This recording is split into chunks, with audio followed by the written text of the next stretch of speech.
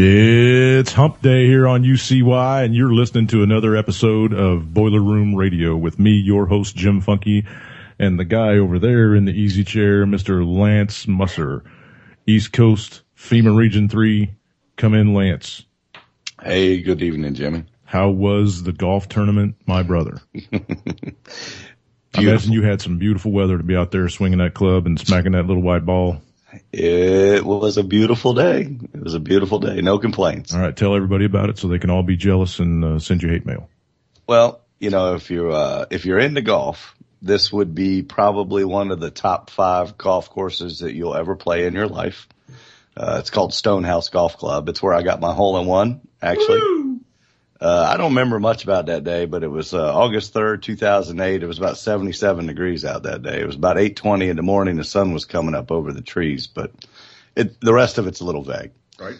But it was a great day. Got it all on video. It's been transposed to CD. I wish. Have it buried in my backyard. Oh, I so wish. But Jello shooters, beer, friends. There you go. That's how to celebrate all-in-one. Just a kicking day, man. Just a kicking day. No, that was just today. Oh, right on. That was with no hole-in-ones. Cool. So what was the tournament for, and who wound up Realtors. Yeah. Oh. Nice. Williamsburg Realtors Association. It was their annual, fundraiser. So they have stuff to do, and all the realtors and the mortgage people and the title companies, and they used it as a big excuse for a big party. So we like it. We're big parts of it. So everybody that is getting a pink slip next week got to go out and have fun this week, right? Well, when you're all on commission, it's hard to give pink slips because usually you'll just drive yourself out when you're on commission. Well, that's true. Speaking of driving yourself out, let's dip into Smoke'em's Market Minute and its fantastic sweet sauce.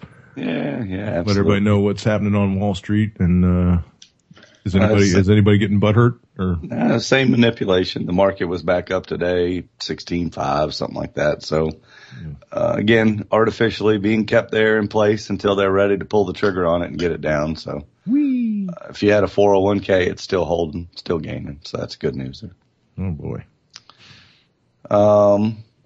Had a couple things here. Yeah, you said you had some good stories from yesterday and today. So let fly.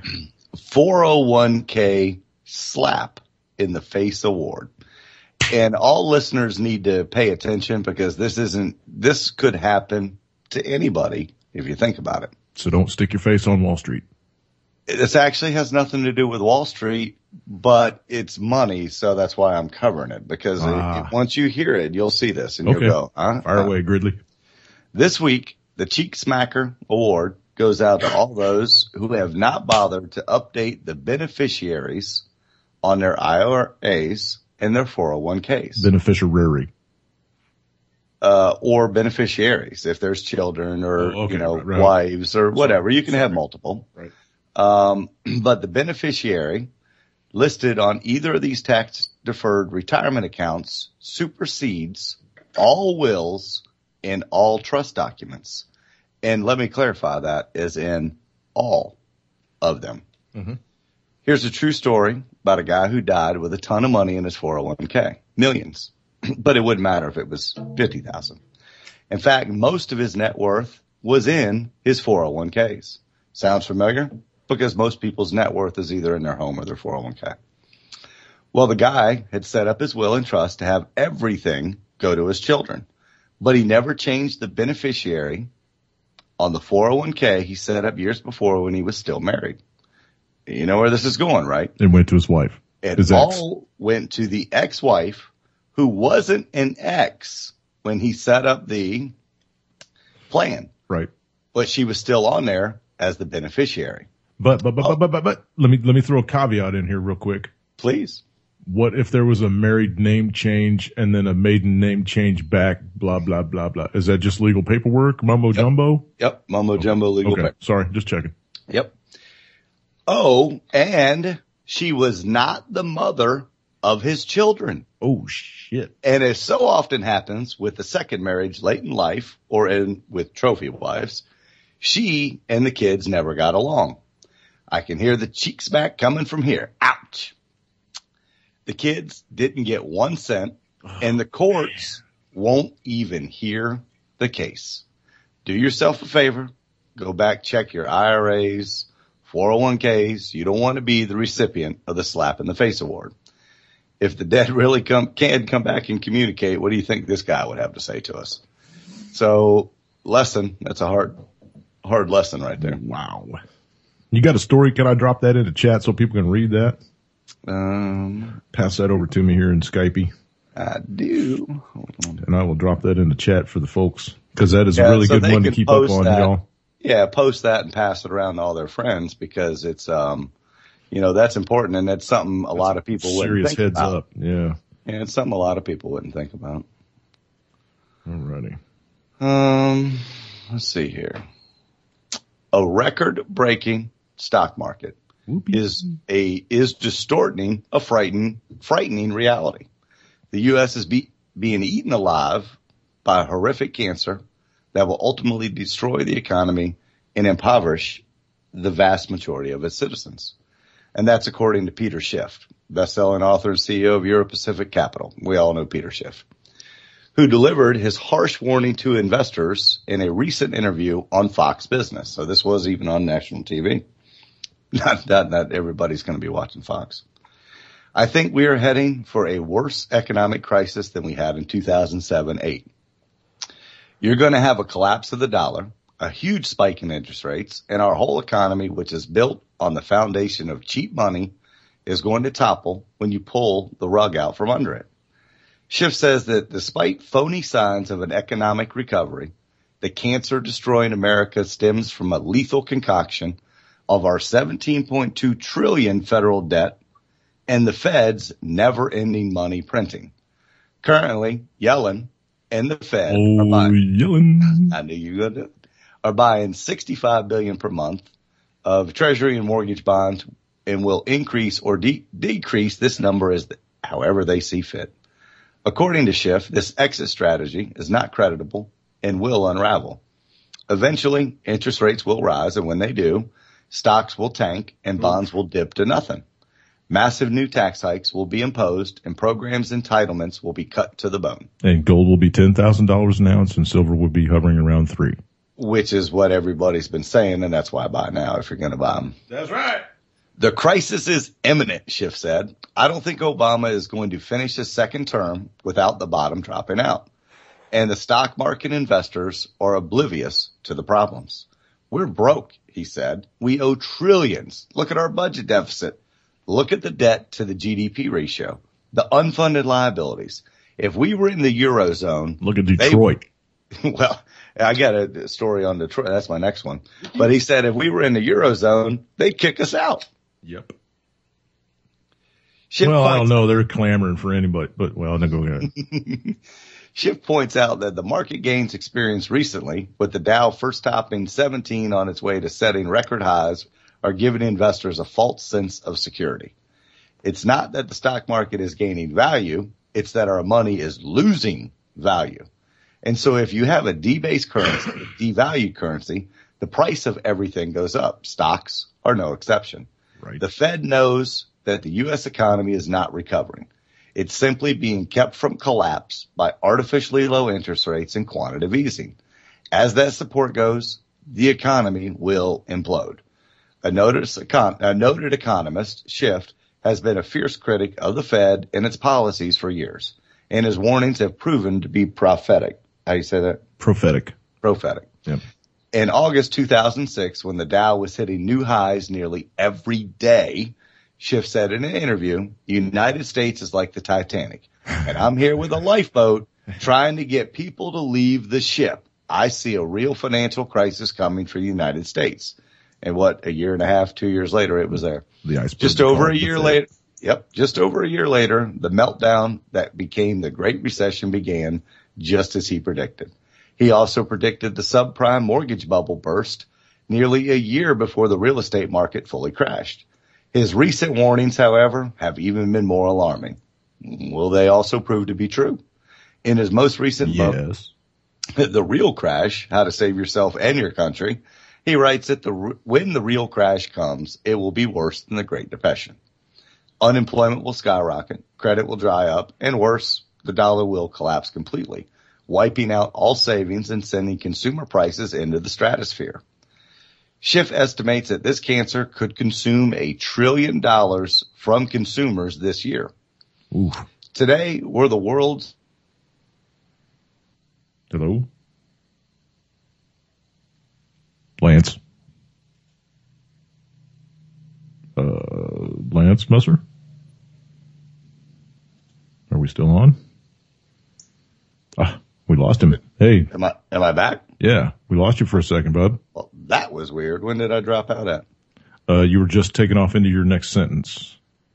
According to the polls. 10 seconds ago. Yeah, go ahead. Yeah, according to the polls, the average American is indeed sensing danger. A recent survey found that 61% of Americans believe a catastrophic event is looming, yet only 15% feel prepared for such a deeply troubling event. And I know that a couple people on this call are listening are probably in that 15%.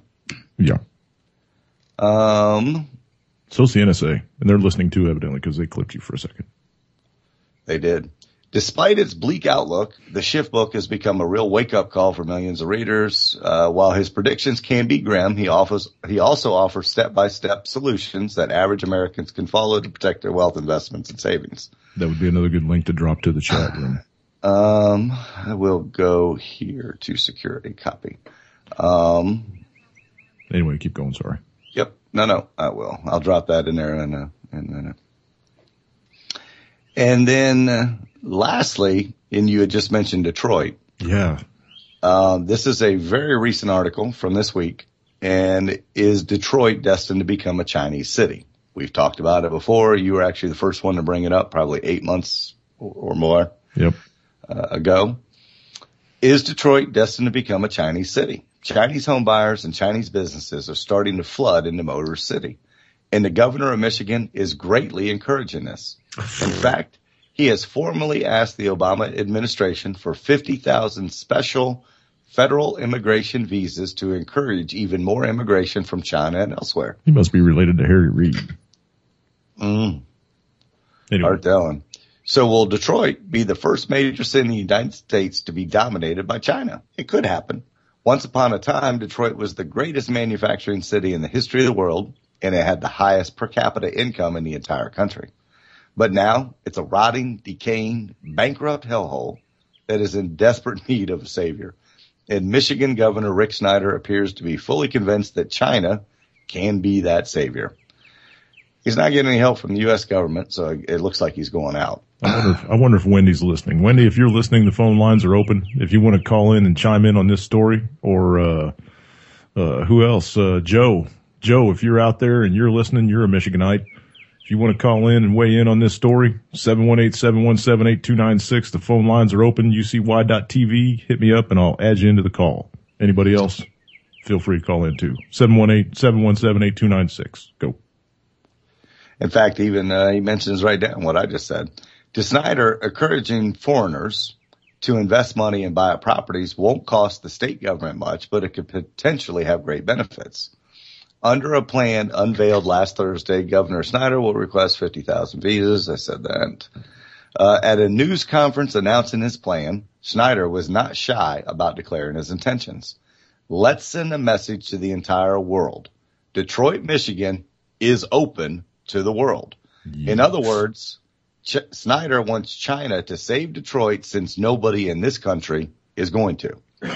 Snyder has also taken a couple of additional steps. Thanks, Obama.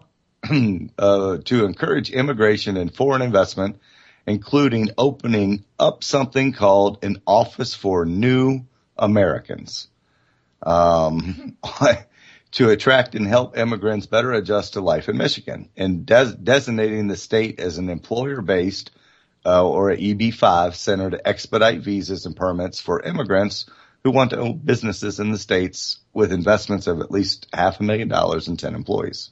So they're going to go around to all the old closed down factories and install new jump nets around them to attract all the Chinese businessmen? I don't know. I mean, are they going to bring over all the Chinese little Chinese girls and boys and make sweatshops over here too. I mean, Jesus. Anyway, keep going. Sorry. In essence, Snyder has done just about everything except roll out the welcome mat for the Chinese. Hold on. Gotta go to page 2. And pop up. But this is nothing new for Governor Snyder. In fact, he's been making overtures to China for years. Snyder, who was he's got to be related to Harry and Rory Reid. He was a businessman before starting his political career. He believes that automobiles can no longer change the fate of Detroit. He said that he has learned from history of the United States that what made this nation great is immigrants. In the early 90s, Snyder went to China to develop the automobile market. After he was elected as the governor of Michigan, he made at least one trip to China every year with the aim of recruiting talent. He hopes well-educated Chinese people can revitalize Motor City in the new era. And as he desired, after Detroit announced its bankruptcy last year, the Chinese began to take the dying city by storm.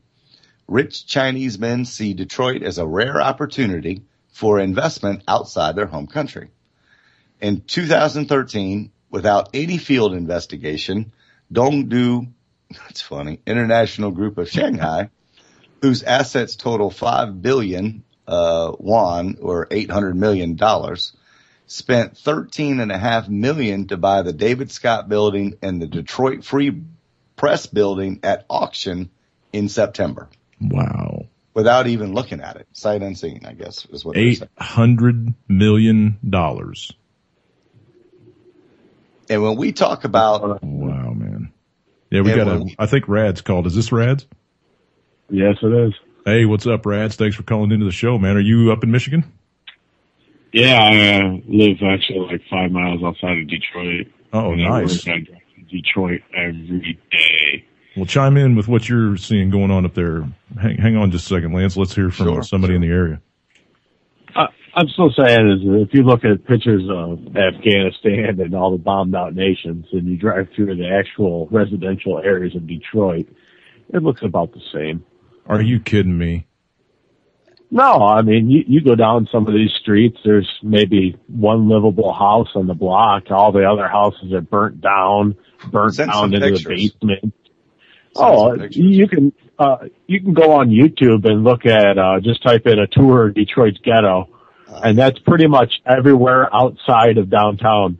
Like if you go downtown Detroit, you got all the casinos and all that. Right. But I mean, they got a cop on every corner, but you go on the other side of the freeway, good luck. So are they really coming up in there and buying houses for $1 and buying whole city blocks for $500 and they got houses at, $500 and nobody's bought around here. There's nothing there. You're just buying the property. Everything that's on there is garbage. Okay. It's all from the 20s. In these neighborhoods where everything's burned out except for one or two houses, are there people still living on those blocks in those houses, or, I mean, is it pretty much probably a bunch of junkies? Usually they're crack houses, junkie houses, and all the other stuff. There was a guy who put a sign up next to the park coming off of, I think, 75 and 8 Mile. And they put a sign that said, infested with crackheads and all that, and just hitting on Mayor Bing. I think that's the new mayor of Detroit. Nice.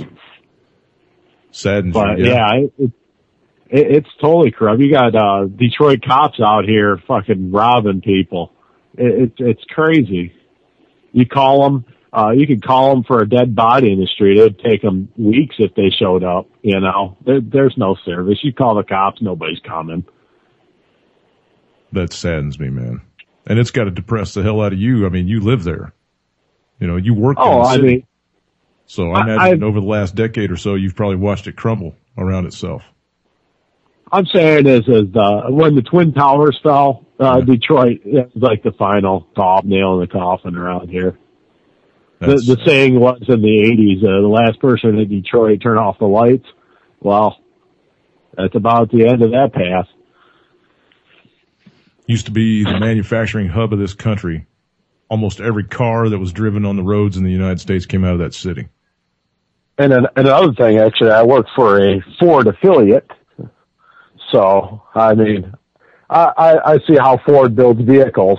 They buy everything from overseas, and we just assemble it here. If you look on a sticker price on a brand new vehicle like a Ford, it'll say on the sticker made 40% U.S. and Canada combined, and 60% was made elsewhere. Yeah. But chances are that they're just mixing that number up, and just that 40% is probably just the cost for labor to assemble it in America. Probably.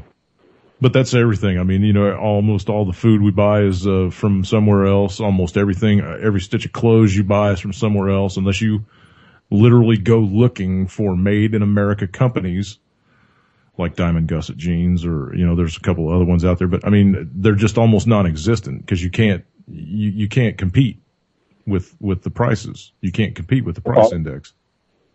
You have to realize what tariffs were for. Once you abolish those, you have to compete with slave labor, and doing that, you become slave labor along the way. Right. We're just now come to that realization. But thank the Fed, because they're the ones that have been devaluing the dollar and causing all this from the very get. Well, the population goes along with it. If the population didn't, you wouldn't see a Federal Reserve now, would you? True. It's apathy. We've been saying that from the inception of this show. It's human apathy. That's on my page. That's on the open paragraph to this page on UCY. UCY.tv/BRR for anybody that's interested. You know, human apathy, all the corruption on Wall Street, all the corruption in Capitol Hill. We just sit there and watch it happen, you know.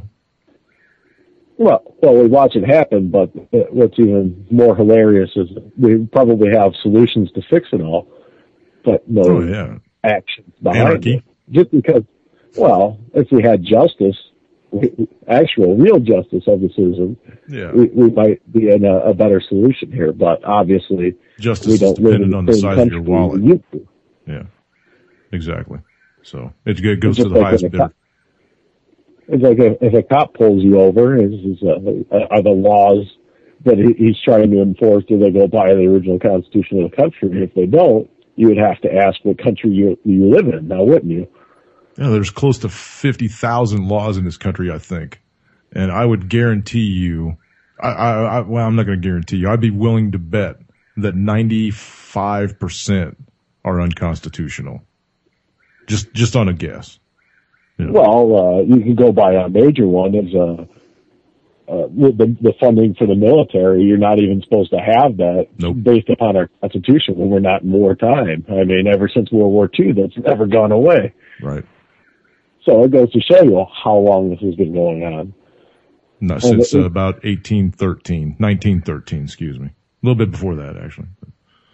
This whole country, I mean, you know, we talk about this quite often too, is that this whole country is based on a lie. It's all an experiment that was designed to make rich people richer, and it did it, you know, and they're just about done with it. You know what I mean? They're running it to its final conclusion. Yeah, Lance? I mean, we're right on the razor's edge right now. I believe we're going to see it in the next year, 2, 3. That's what they're saying. Yeah. So what else you got to add in, Rads? Well, it's pretty obvious, you know, that we've all been conditioned since birth, and so have our parents who've been grandfathered into the system. There's only, you know, one way out is if you think outside the box. Because if you keep going back to the box, you're going to get the same result. Now, in your travels around up there, are you finding other people that are awake like you and they're thinking the same thing you're thinking? Are you prepping for this whole thing? Are you ready for the collapse? Are you getting yourself, you know, got your bug out bag ready to go? My question to you is with all the preparations is, how do you prep for leukemia? You know, you look up in the sky and you read the news. It's quite obvious that there's nothing you can really prep for other than leave the hemisphere, leave the planet. You can't really prep for that. So unfortunately, we have to rely on 85% of the population that doesn't know anything. The best thing you can do is educate them. Because you just hope they make the right decision. But chances are they're not. I don't know if I'd want to leave it up to chance like that, man. You know, I'm prepared. I've got just about everything I need to become self-sustaining. You know, granted, nobody can run the game solo. You got to have friends, you got to have contacts, you got to have acquaintances. You can't do it by yourself, right? But here's a legitimate question for you with the prepping. Let's say society fails, right? And you go and you prep for all this. Who's going to take care of the nuclear power plant? Who's going to take care of the nuclear bombs? If you don't maintain these systems, they're going to most certainly maintain you because you live on the same biosphere together. And these things are riddled all over the planet. So well, yeah, but there's when it comes to the nuclear weapons, the silos, they'll just go dormant.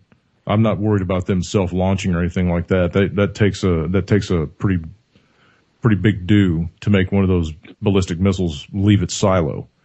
If the power goes down, they will simply go dormant. The nuclear power plants, that's going to be a major concern for people within about 150 miles of the power plants. You know what I mean? And they're going to wind up doing a Fukushima. They'll just sit there and puke water off into the, or melt, it'll just melt through. But that's, what are you going to do? Right? Like you said, what are you going to do? But what I'm doing is I've got my own ground, my seeds, my water supply secured, alternative power. That's what I'm doing. I can respect that. I just think if you train more people to have that same knowledge you have, become more micro self-managed, you might see most of these box stores go away. You might see a little hope, a little glimmer left, but it feels like a hopeless direction. Well, what are you going to do? You just going to give up? No, I'm saying is I think at this point in time we're doing the best thing you can possibly do, and that's inform people. That goes back to my original question to you. What are you finding when you try to inform people? Are you finding sheeple, or are you finding people that are actually starting to go, hey, something's not right here? Well, here's the best thing to do. Is you can't really say you can't break somebody out of the matrix without a serious repercussions, right? You just call me crazy and you'll walk away. So what you got to do is you could point up in the sky, because around here we have the Metro Airport, and you just say, hey, you remember those clouds in the sky? What natural clouds do you know are in a straight line and never go away, And they don't have an explanation of it. If you tell somebody you're not even paying attention to your environment, who knows what could happen to you? They don't even know how a cell phone works. You got a dual core processor next to your head. 10, 15 years ago, that was your desktop computer, Right. So are you finding people that are willing, open to your suggestions, or are you finding people that are just putting on their rose-colored glasses and walking away from you, shaking their head? What are you mostly seeing up there? I'm saying the way I slowly incline it, I could prove it by documented fact, and how can you dispute that? It's very difficult. So most of the information I tell people is from the 40s, 50s, around that era, because that classified documents that are going on that can point towards what's going on today.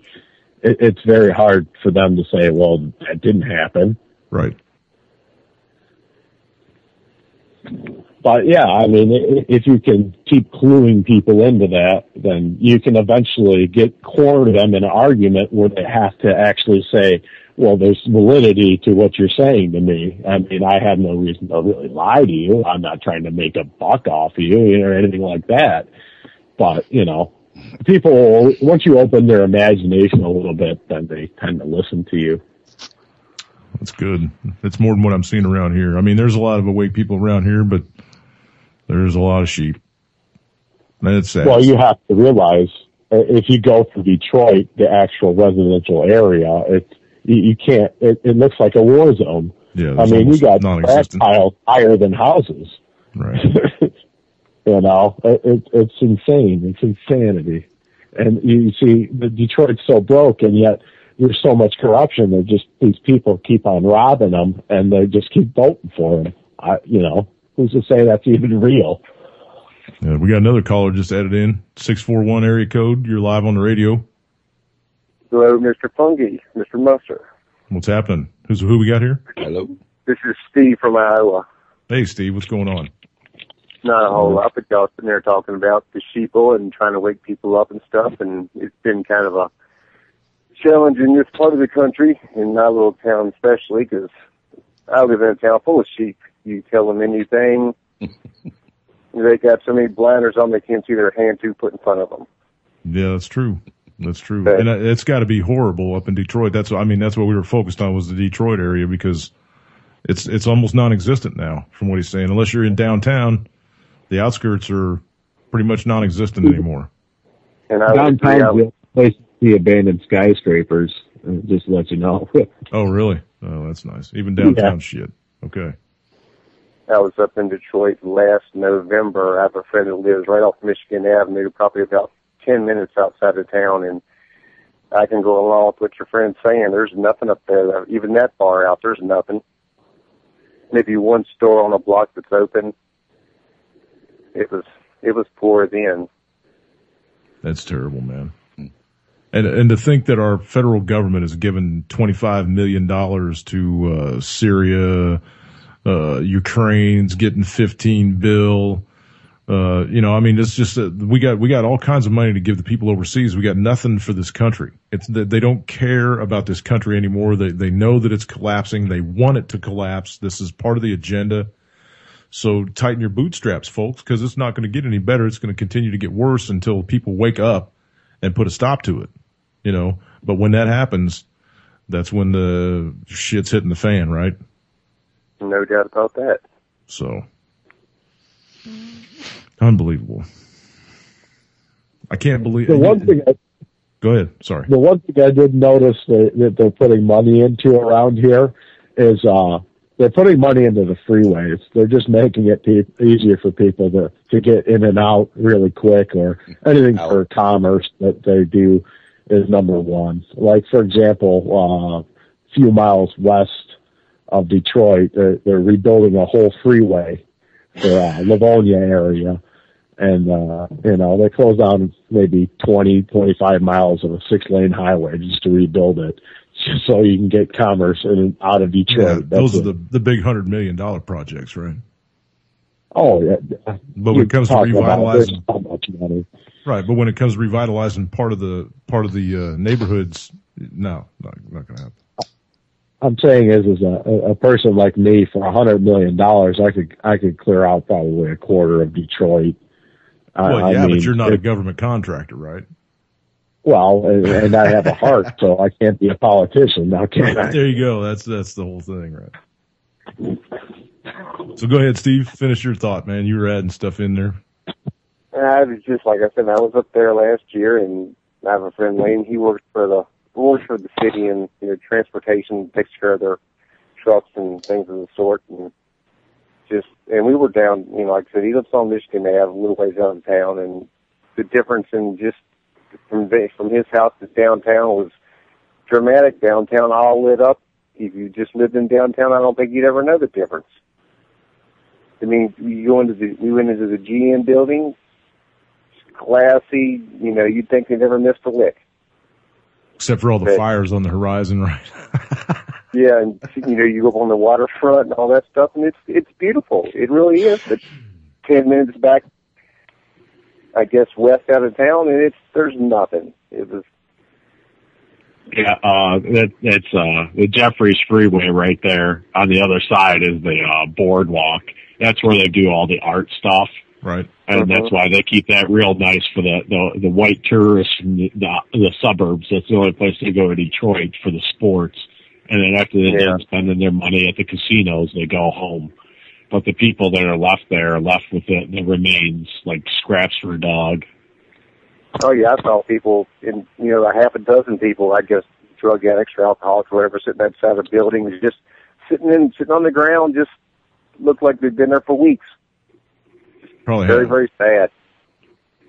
So what about across the Windsor? What's going on over in Canada? I mean, what shape is that little town in? I hear Windsor's a nightmare, just because since we have casinos and all that over here, nobody really goes over to Windsor anymore unless you're 19. And then you get all the crime over in Windsor from the really drunk young kids. I haven't been over to Canada in years. Yeah, I took a couple trips across there when I was driving a semi, and it was kind of strange. You know, everybody up in the offices at the buildings that I went to, they all spoke French, and everybody down on the docks spoke Mexican, spoke Spanish. So it was kind of hard to communicate with anybody up there. But yeah, it was, and even back then, I mean, we're talking decades ago, and even back then, Detroit was just a shithole of a town. You know, it was just filthy. There was crap all over the streets. There was potholes everywhere, and you just knew it was coming apart. You knew it was back then. And obviously it's been a steady decline. Yeah, there's been reports of kids that are just walking through fields and tripping over, live wires that fell from light posts that nobody came out to shut off. All kinds of craziness like that. It's terrible. Well, all right. If you guys got anything else to add in? No, I'm going to chime off here. I appreciate you calling in, buddy. I really do. Steve, about you? Yeah, I don't know too much on the Detroit situation, but I might hang around and chime in if something else comes up. Okay. I think we cut you off mid talk there, didn't we, Lance? So you got to. Oh no, yeah, it was fine. Yeah, it was fine. Here, hold on. All right. Let me finish this because this is the focus of Detroit, and it's pretty interesting. Let me find out where I was. We still haven't even hit Mandarino or so we'll hit those here in a minute too. When we talk about Chinese domination of Detroit, this is not just something that is future tense. This is something that is happening right now. For example, the following is an excerpt from CNBC article that discussed how Chinese companies are already aggressively putting down roots in Detroit. Dozens of companies from China are putting down roots in Detroit as part of the country's steady push in new American auto industry. Chinese-owned companies are investing in American businesses and new vehicle technology, selling everything from seatbelts to shock absorbers, and hiring experienced engineers and designers in an efforts to soak up the talent and expertise of domestic automakers and their suppliers. According to CNN, Detroit is already number 4 on the list of the top 10 destinations for Chinese homebuyers. In many cases, Chinese buyers are scooping up properties without even looking at them first. Just check out what one Detroit real estate broker told Quartz last July. I have people calling and saying, I'm serious. I want to buy 100, 200 properties, noting that one of her colleagues recently sold 30 properties to a Chinese buyer. They say, we don't need to see them. Just pick the good ones. And they aren't just interested in Detroit. As they've written about previously, one Chinese company known as Sino Michigan Properties, LLC, actually had plans to buy 200 acres of land near the little town of Milan and turn it into China City, with artificial lakes, a Chinese cultural center, and hundreds of housing units for Chinese citizens. So that's how the landscape, if you will, is changing in Detroit.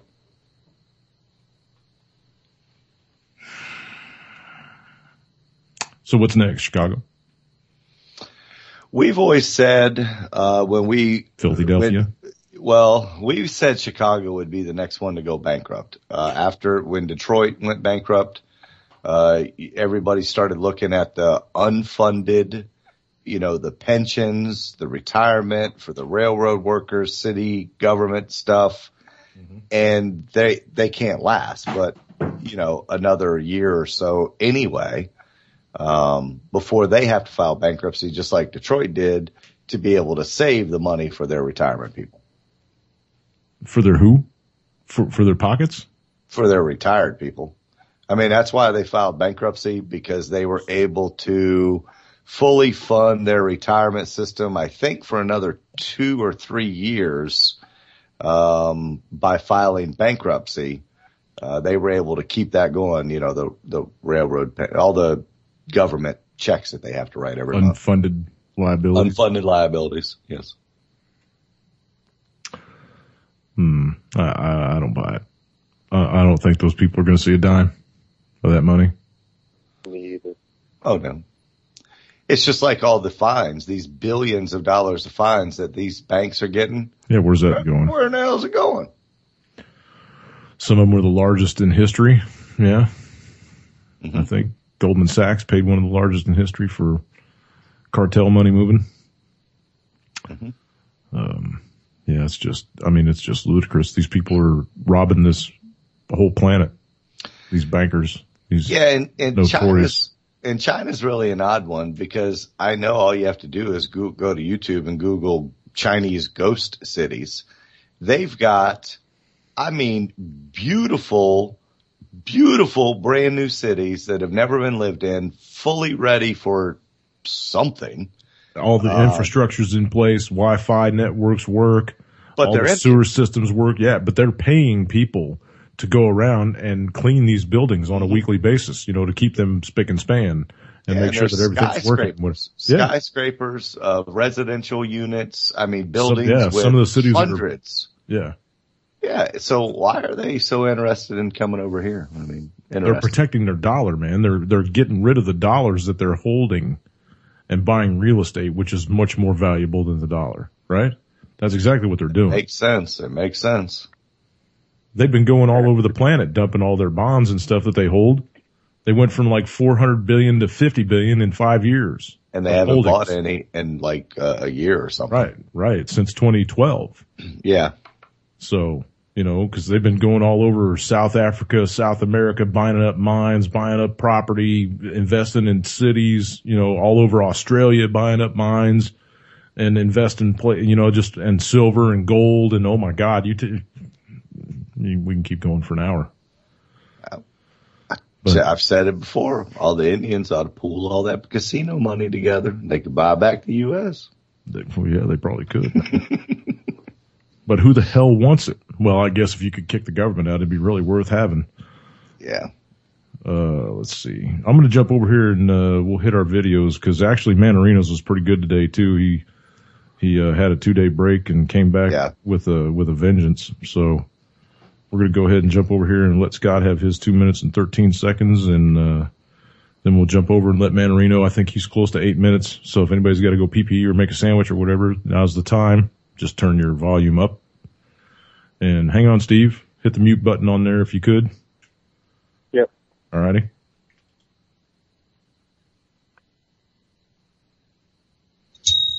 Hello, this is Scott and this is a Hype Report. Today's report is sponsored by the free book Ramblings of a Madman. Here are the quotes for various items.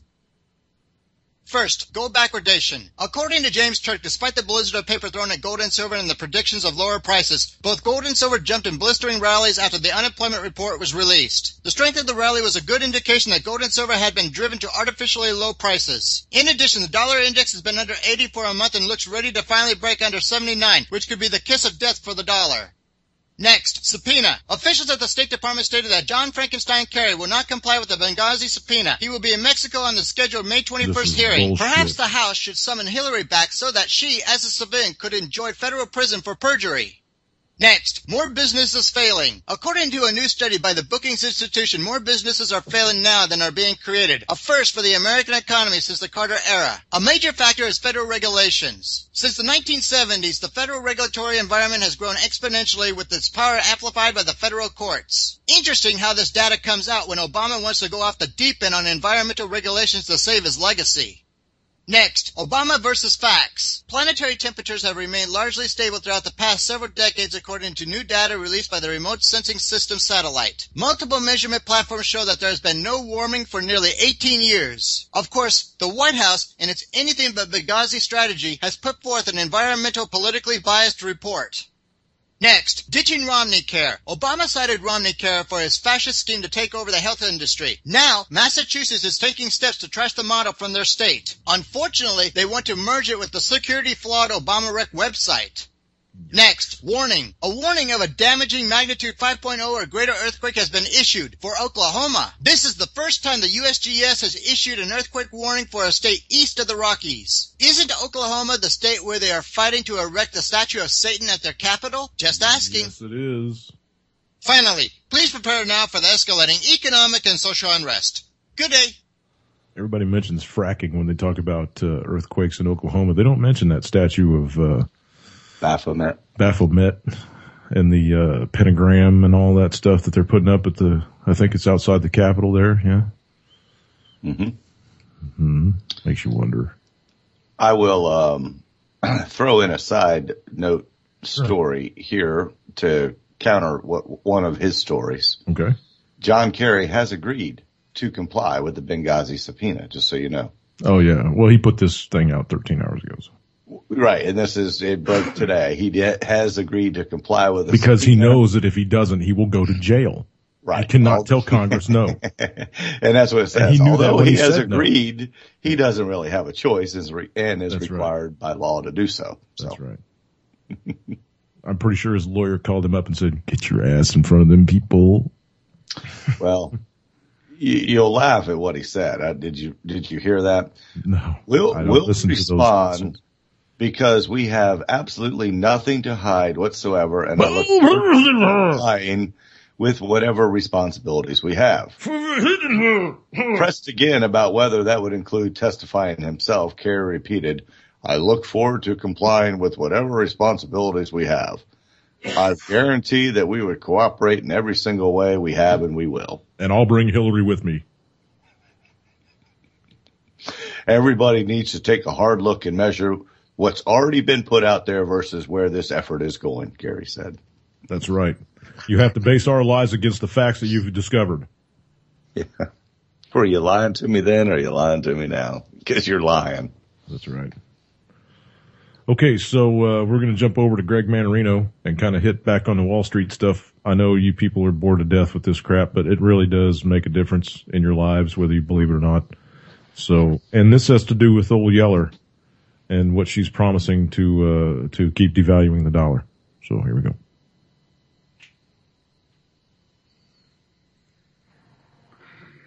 Hi, everybody. It's me, Greg Manarino. Hi, Greg. How are you today? It is Wednesday, May 7th, Clicking on your head. 2014, and it's good to be back. I missed all of you. All right. So what's happening, people? First of all, as I am doing this video blog, the U.S. equity markets are still open. They've been all over the place today, up, down, backwards, and sideways. And a lot of that has to do with the Federal Reserve. Today, we heard from Janet Yellen yet again. And if you want to take anything away from what she was saying, I'm going to quote her here. All lies. That a high degree of monetary accommodation is still necessary. Okay. Nothing spectacular here. We knew this. Despite all the nonsense that we're hearing about an economic recovery, the Federal Reserve is promising to continue to flood the world with debt in the form of U.S. dollars, and print cash out of thin air to buy assets with it, specifically bonds, to keep interest rates suppressed. What I want people to understand, really, what this is doing here, people, is very, very, I don't even know what the word is, ominous or bad or dastardly. Because what this is doing, for those of us who maybe don't understand, is it's punishing you directly, every one of us. And how is it doing that? By keeping these interest rates suppressed. Interest earning accounts are all but worthless. Actually, they're earning negative returns. So when you hear President Obama especially, because he talks about it all the time, how he is supporting the middle class or wants to elevate those in the lower socioeconomic ranks up to the middle class, he's lying, as usual. Because in order for this to happen, we need to have interest rates that will allow people to save cash and earn money on that saved cash. You got it? About 5%. So again, plus. President Obama's Federal Reserve is doing nothing but distort everything, crush savers beyond the point of ridiculousness, not allowing them to move up the socioeconomic chain. Okay, I'm going to stop that real quick. And I just want to get your opinion on that, Lance. Well, isn't that what, I mean, that's what I've kind of read. It should be around 5% if anybody's going to make any money. Oh, yeah. I mean, every economist has always agreed to get out of a recession, you have to have higher interest rates. But right. then sometimes up to 10. Well, depends on how bad your debt. Look at the Carter, right? Look at the Carter years. I mean, that's a 17% rate when the average price of a home was $55,000. Yikes. Is the equivalent to probably a 8% rate with today's pricing. So if it ever went up to 7 or 8%, that would be the equivalent of a 17% back in when your mom and dad bought homes. Just to give you a parallel. So 5% would still be livable. I mean, you wouldn't be quite livable. I mean, when 5% will still never be considered a bad rate.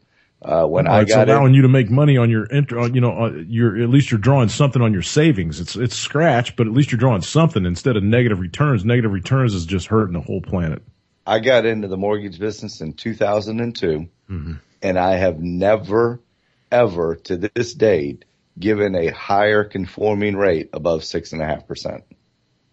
That was at the highest in 2002, and it had just dropped from 7 to 6.5 in about 6 months.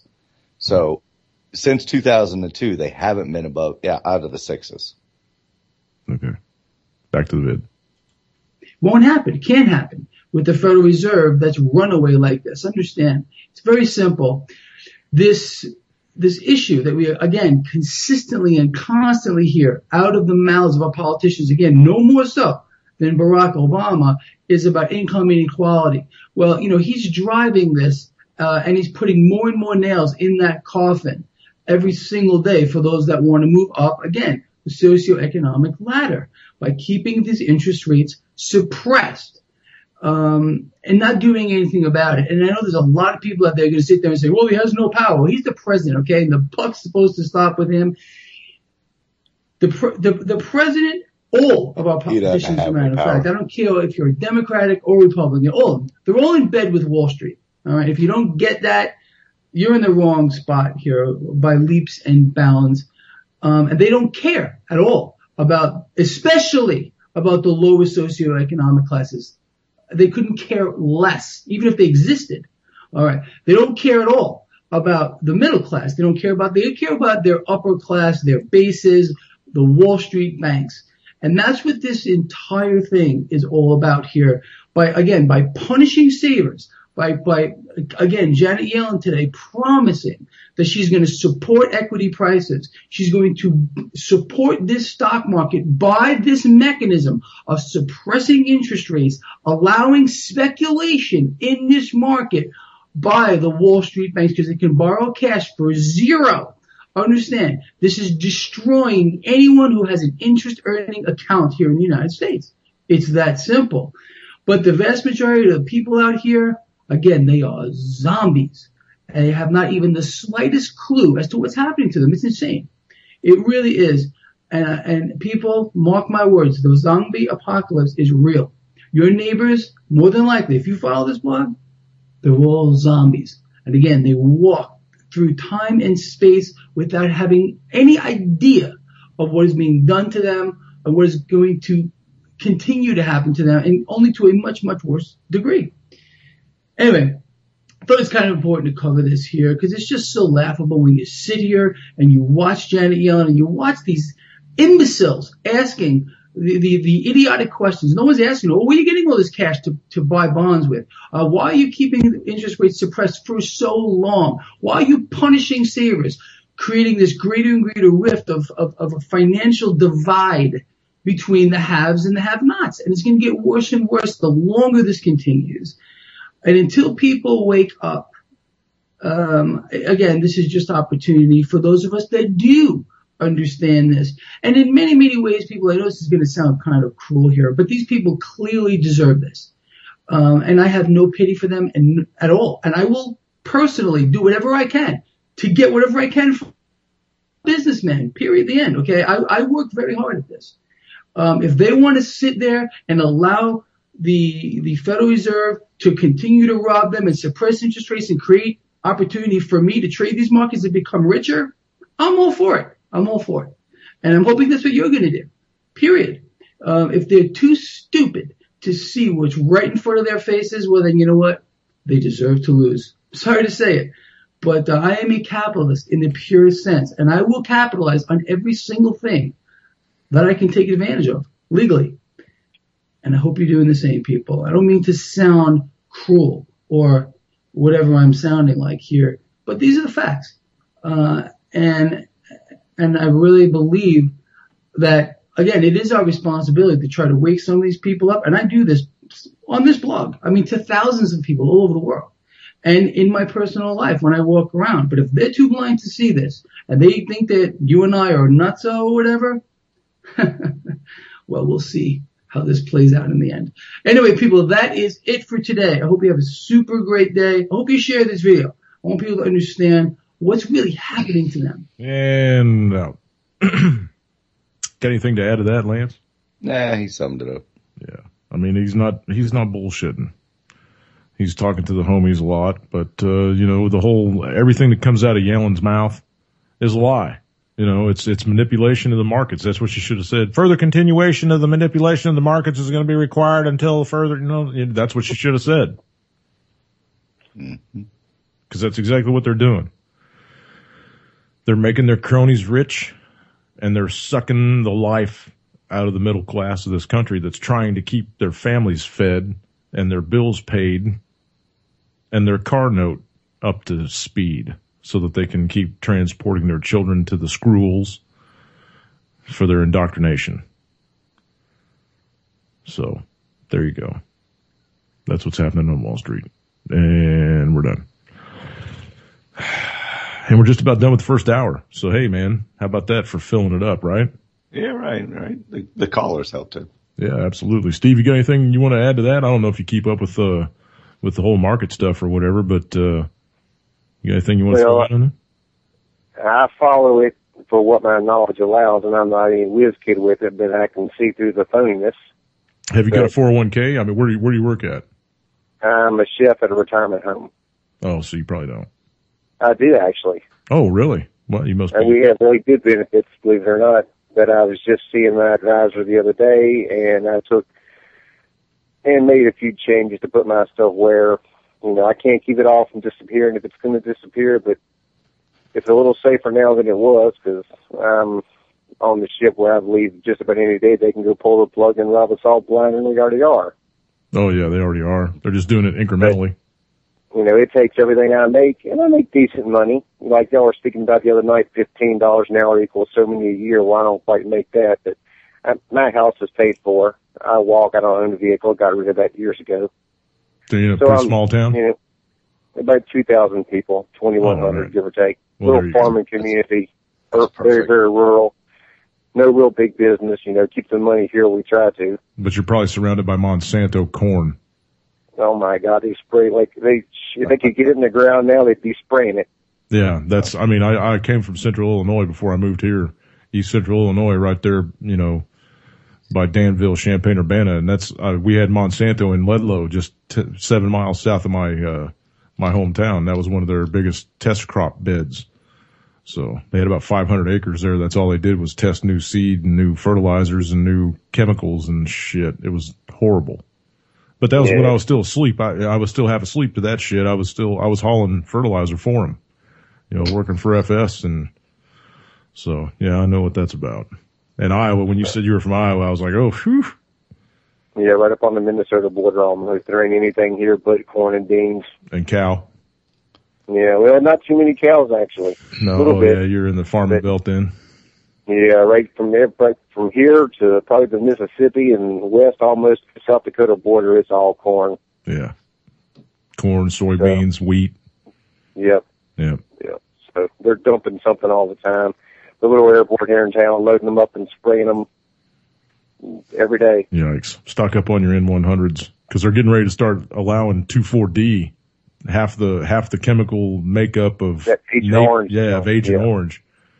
2,4-D and 2,4,5-D. I read that in the story about my hometown, Rantoul, at Chanute Air Force Base. They were spraying that crap and burying barrels of that everywhere. So yeah, they just got the approval to start spraying that on the crops again in this country. Yep. So I've been awake for about 2 years. I've been stocking medical pretty heavy for the last 6 months. Everything medical. Go buy yourself some N100 masks, man. I can't tell anybody enough to. I mean, if you can't get a CBRN system, which is going to cost you about $500 if you really want to get a good one, get some N100s just to try to keep the crap out of your face, because there's going to be all kinds of stuff floating around this year. The pollen is unbelievable where I'm at right now, man. Every day when I go out and look at my truck, it's yellow. I have a black truck. Too. Yeah.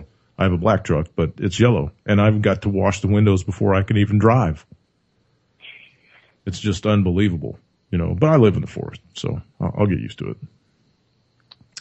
It's not affecting my allergies at all. I used to be an allergy prone kid, and all the way up until I was about, even last year, year before last, I had a pretty bad outbreak during the spring, and, sneezing and coughing and dry eyes and dry throat and just, feeling like shit all day.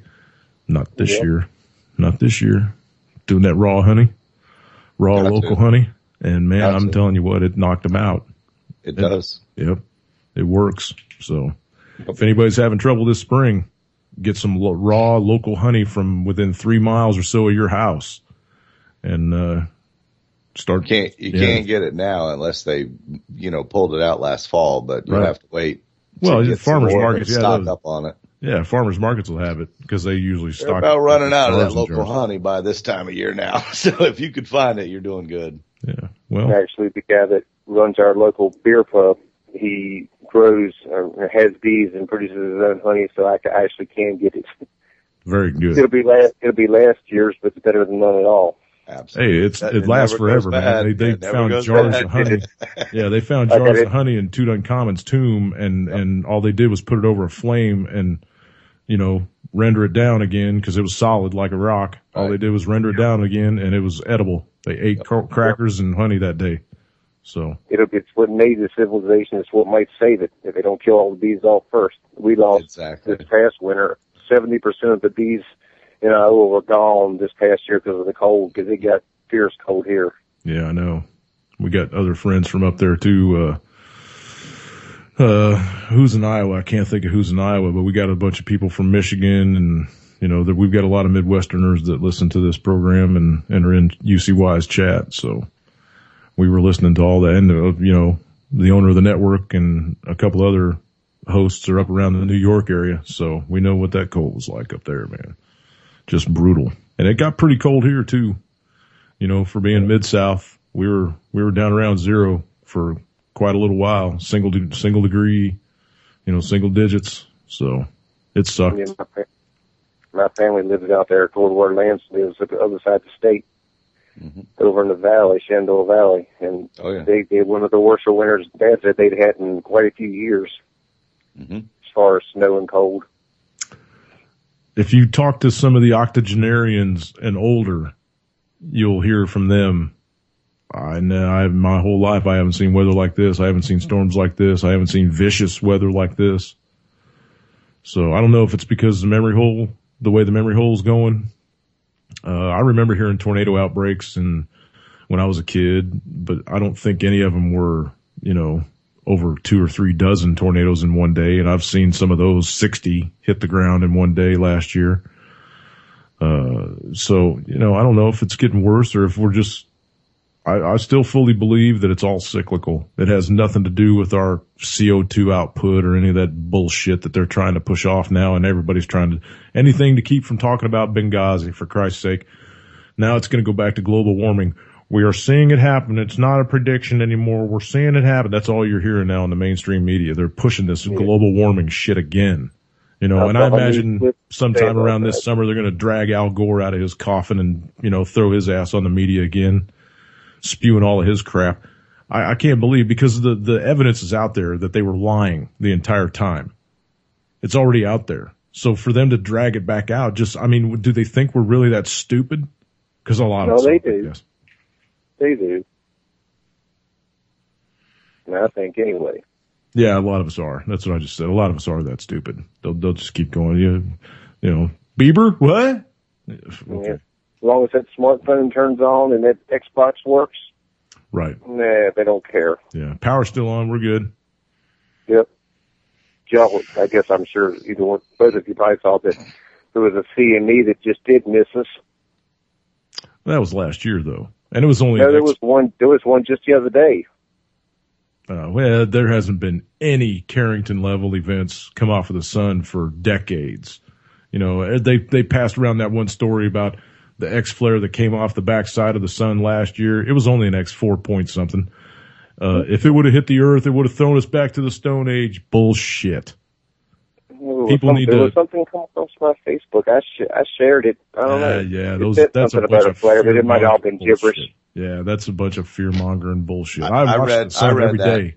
I read that too. I remember I heard that there was a Carrington event not too long ago that if it would have come towards us, I remember reading that too. That's a bunch of bullshit. I saw it. I didn't read it. I did catch the headline. I've been following solar eruptions for the past 2 years. On a daily basis, I watch what the sun's doing because I full on believe that we're going to get smacked by one. Me too. I think that's what's going to really turn the clock back on this planet. I believe that there's going to be other false flag events between here and there. We're getting ready to talk about a few here in just a minute. But I fully believe that the sun's going to hit us out of nowhere, because everybody's talking right now about the Maunder minimum. It's the weakest solar cycle that we've seen for decades and decades and decades. And they're talking about a mini ice age coming and blah, blah, blah, blah. And I believe that too, because if you look at the sunspot numbers, they are mighty weak, mighty weak. Well, let me ask you a question then on the, since you guys both think that. Go ahead.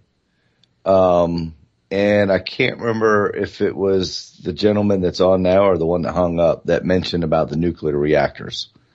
And that's something that's what Ralph's talking about. Well, that's something that I've always been concerned with, and I don't know that I've ever brought it up. But, okay, the power goes out. They have diesel generators that will run them until they run out of diesel, of course. But then in a full down blowout, situation of the economy, how long for those people abandon their post and go, if there is a martial law situation or something like that, or the EMP. So the EMP, does that knock out all the power grids? And then what's going to happen to all the nuclear reactors? Are all of them going to overheat at the same time and blow? See, they're supposed to have, those nuclear reactors are supposed to have enough diesel power and fuel to keep them running for 1 week in that event. Right. And that shit is supposed to be hardened against EMP, impulse power. Well, and that's if somebody's there filling it, et cetera, et cetera. But, so, a Carrington level event comes, an EMP comes. So do you really think that these people's families are stuck at home, no power, savages can come get them? Do you think these people are going to be hanging out at work filling this generator when they know that they cannot? If they understand the consequences of them leaving their post indefinitely, I mean, what they're going to live for? I mean, keep it running another week. That if an EMP or anything came about. There wasn't one in 1880. There wasn't a nuclear reactor running in 1880. No, you're right. I think that would be a bigger hurt to the planet, than the power grid going down itself. I think it would be the aftermath of those things all melting down, whether it be 1 week, 1 month, 3 months. We already know that we've only got enough parts to replace 8 of them. Fukushima's been dumping crap into the Pacific for 3.5 years already. But think of the number of them that are here that would all go off in succession. I understand. That's where I think our big fears. There's 300 plus in an EMP event scenario. Yeah, there's 300 plus nuclear power plants in this country, I think. And all of them are, I think maybe that's worldwide. No, I think that. I don't know. I thought that was just There's here. a bunch in the U.S. Yeah. I think it's 300 plus in the U.S. alone. I might be wrong on that, so don't quote me on that. And I think the Carrington event, because Hunt asked, it would be to whatever part of the planet it was directed.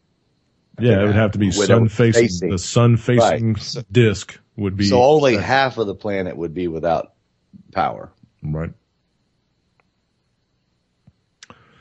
That's exactly right.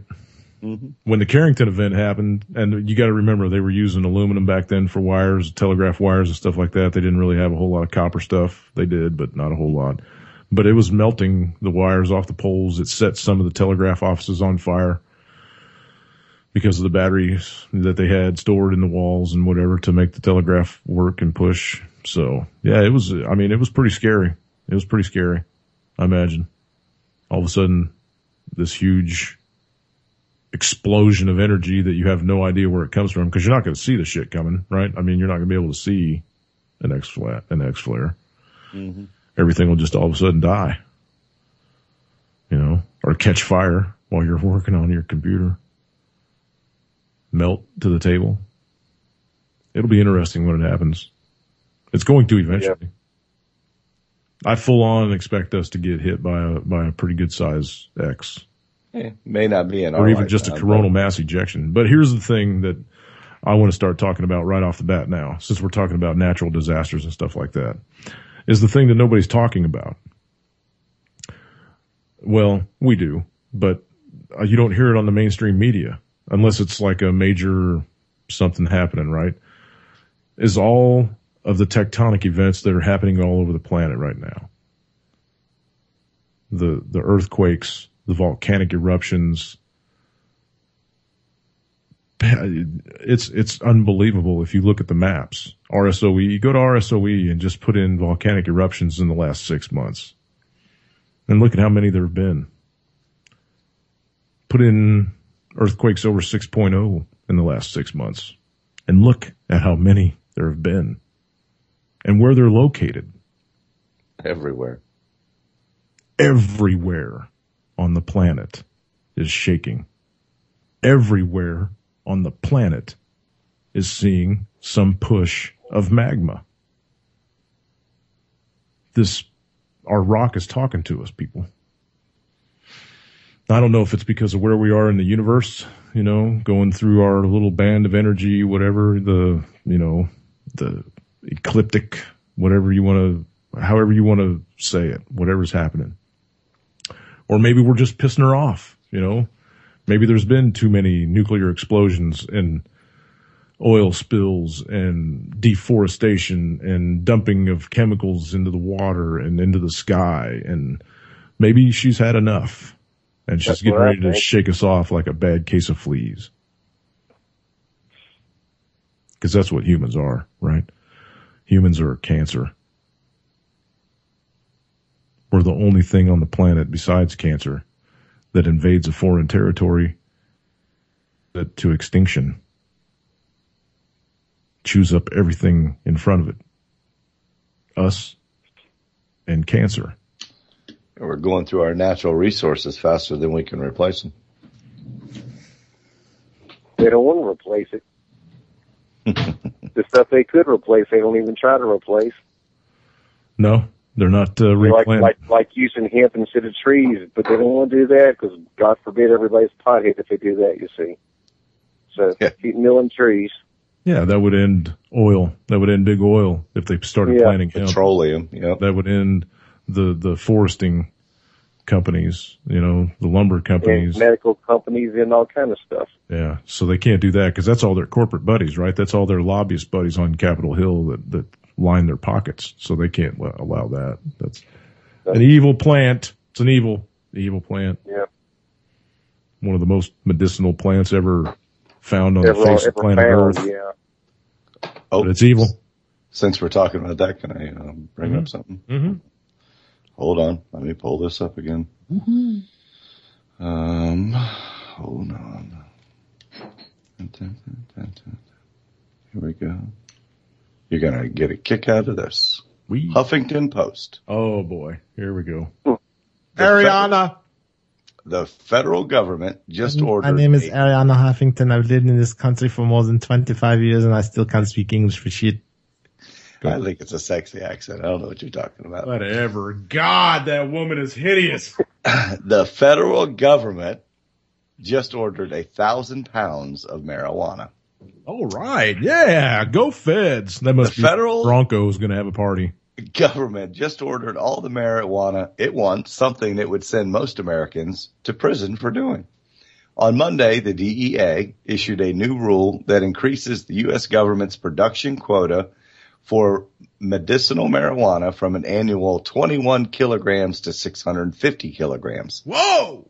That's about 1,433 pounds of pot in total. Holy shit. The U.S. government grows marijuana for research purposes at the University of Mississippi in the only federally legal marijuana garden in the U.S. The National Institute of Drug Abuse oversees the cultivation, production, and distribution of these crops. They recently notified the DEA that it required additional supplies of marijuana to be manufactured in 2014 to provide for current and anticipated research efforts involving marijuana, reads a recent Federal Registrar's statement from the DEA. The statement goes on to specify a production quota of 650,000 grams of pot for the current year. Do what we say, not what we do. The DEA decided to grant NIDA access to more marijuana in order to provide a continuous and uninterrupted supply of cannabis for research, according to the statement. Did you catch that one word? Uninterrupted supply. Which also says that the federal government was unaware of NIDA's need for additional marijuana when the initial production quota of 21 was set in 2013. 21 states have legalized marijuana for medical use, and recreational marijuana is now legal in Colorado and Washington, with sales in Colorado already begun. And about a dozen. Exceeding how many million in a month? $50 million in the first 30 days? Yep. All the stocks have actually crashed on those a bunch, but that's a different story. About a dozen other states are considering legalizing marijuana in some form in the coming years.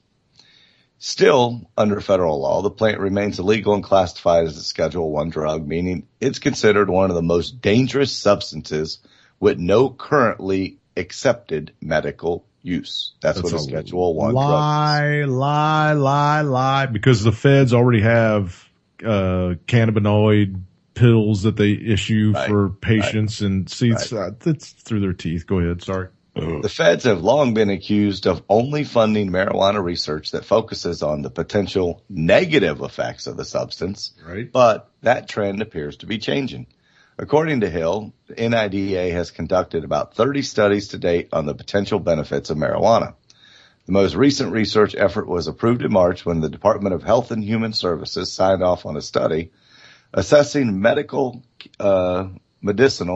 cannabis as a potential treatment for veterans with PTSD, and then take the gun away from them. Researchers will provide the equivalent of 2 joints per day cultivated from the federal government stash at Ole Miss for 50 veterans. The federal government's interest in marijuana certainly appears to be growing. Since 2003, more than 500 grants for marijuana-related studies have received approval from the feds, with a marked upswing in recent years. Only 22 grants were approved in 2003 for cannabis research totaling $6 million, but 2 years ago there were 69 grants approved for a total of $30 million. Wow. So I thought you'd get a kick out of that story. But don't inject the pot, people. Yeah, don't inject the pot. Don't inject the pot. I see those memes on Facebook, dude. I almost fall out of my chair.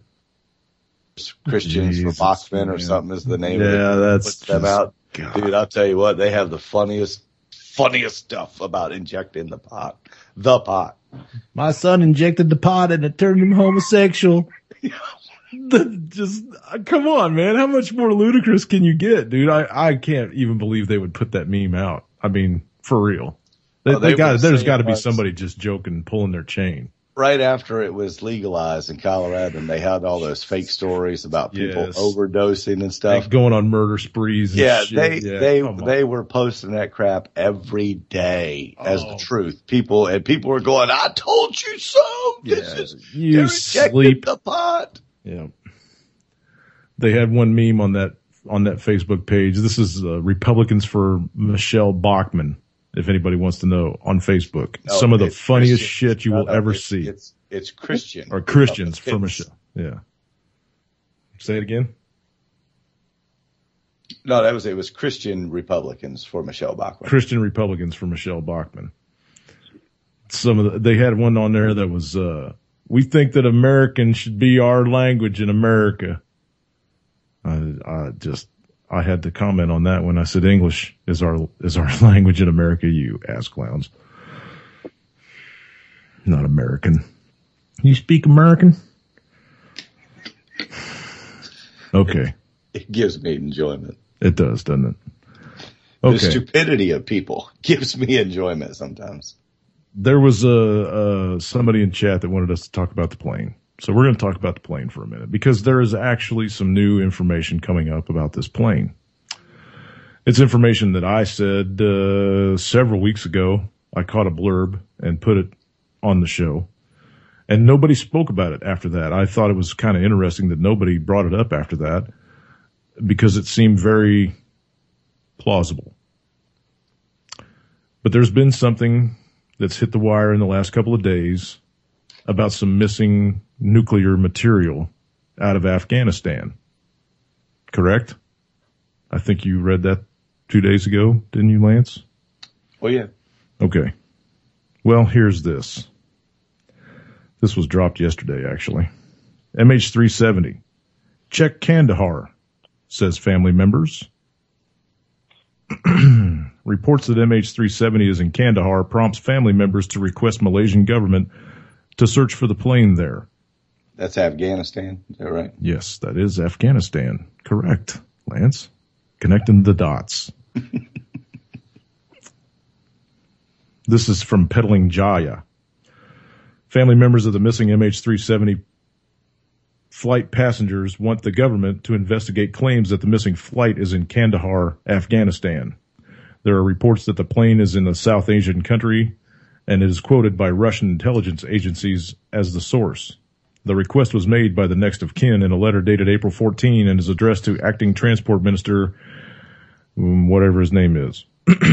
A copy was also forwarded to Prime Minister, whatever his name is. We are aware that the government of Malaysia is currently focusing its search efforts in the South Indian Ocean based on the data supplied by Inmarsat, which is wrong.